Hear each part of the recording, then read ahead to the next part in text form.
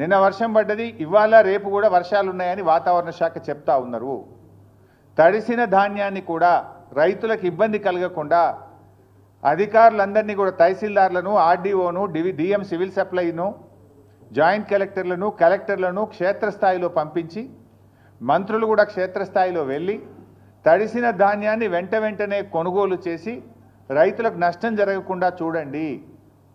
అసెంబ్లీలో ఉపన్యాసాలు ఇచ్చుడు కాదు, తరుగు తాలు పేరు మీద 5 కిలోల నుంచి 10 కిలోల వరకు రైతుల దగ్గర క్వింటాల్కు కట్ చేస్తూ ఉన్నారు కనుక దాన్ని రివ్యూ చేసి తాలు తరుగు లేకుండా కొనుగోలు జరిగే విధంగా రేవంత్ రెడ్డి గారు చర్యలు తీసుకోవాలని చెప్పి మేము డిమాండ్ చేస్తూ ఉన్నాం.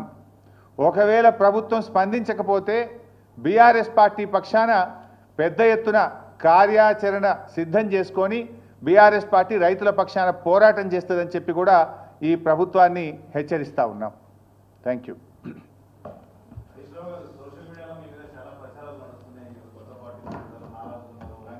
నేను ఇంత మంచిగా మాట్లాడితే నువ్వేంది?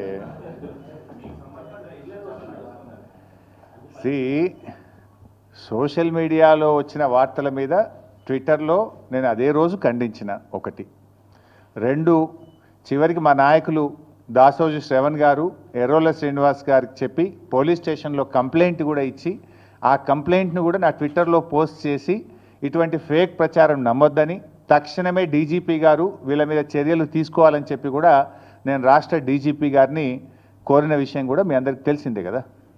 ఏం రగ్గారు?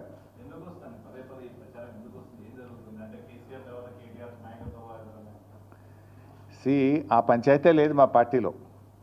నేను చాలాసార్లు కూడా చెప్పాను, మీరందరూ కూడా చూసింటారు. ఒక్కసారి కాదు, కొన్ని 100ల సార్లు చెప్పి ఉంటాను.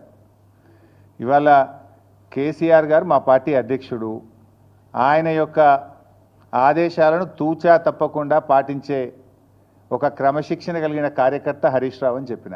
ఇది బహుశా 100ల సభల్లో చెప్పిన, టీవీ డిస్కషన్స్లో చెప్పిన, ప్రెస్ మీట్లలో చెప్పిన, చిట్చాట్లో చెప్పిన, అనేక సందర్భాల్లో కూడా చెప్పిన. సో మీరు అన్నట్టు కేటీఆర్ గారికి నాయకత్వం అప్పచెప్తే స్వాగతిస్తాను. డెఫినెట్గా ఐ కోఆపరేట్. ఒక కార్యకర్తగా హరీష్ రావు పార్టీ నిర్ణయాన్ని, కేసీఆర్ నిర్ణయాన్ని ఎప్పుడైనా శిరసా వహిస్తాడు తప్ప గీత దాటే వ్యక్తి కాదు.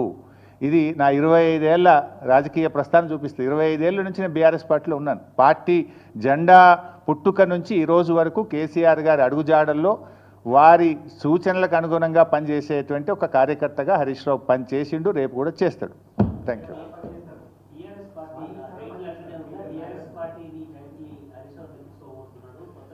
ఇవన్నీ చిల్లర ముచ్చట్లు బంద్ చేయండి. ఇంత స్పష్టంగా కుండబద్దలు కొట్టినట్టు నేను మాట్లాడుతుంటే మీరు ఈ ప్రశ్నలు ఏందో నాకైతే అర్థమవుతలేదు. ఇంత కుండబద్దలు కొట్టినట్టు 100ల సార్లు చెప్పినా, మళ్ళీ ఈరోజు కూడా చెప్పినా కదా. My leader is KCR. What ever KCR says Harish Rao will follow it. That's all.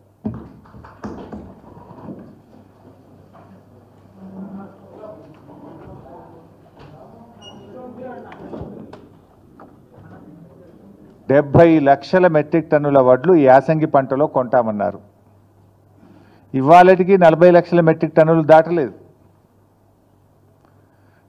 రైతులకు దాదాపు 4,000 కోట్ల రూపాయలు. ఈజ్ బిజీ విత్ అందాల పోటీలు. అందాల పోటీల మీద రివ్యూలు చేస్తున్నాడు. వేలాది మంది పోలీస్ అధికారులను, ప్రభుత్వ అధికారులను నియమిస్తూ అందాల పోటీలకు ఇబ్బంది కలగకుండా కుక్కల్ని ఎత్తుక చంపుతున్నారు, లేకపోతే డబ్బలు ఎత్తేస్తున్నారు, స్ట్రీట్ వెండర్స్ దుకాన్లు తీసేస్తున్నారు, చాలా కష్టపడుతున్నారు. పర్వాలేదు. కానీ దేశానికి అన్నం పెట్టే రైతన్న కోసం, 6 కాలం కష్టపడి పంట పండించే రైతన్న కోసం రివ్యూ చేయడానికో, రైతుల కష్టాలు తీర్చడానికో ఈ ముఖ్యమంత్రి గారికి, ఈ ప్రభుత్వానికి కనీసం సమయం లేకపోవడం అనేది చాలా దురదృష్టకరం. అంటే ఈ ప్రభుత్వం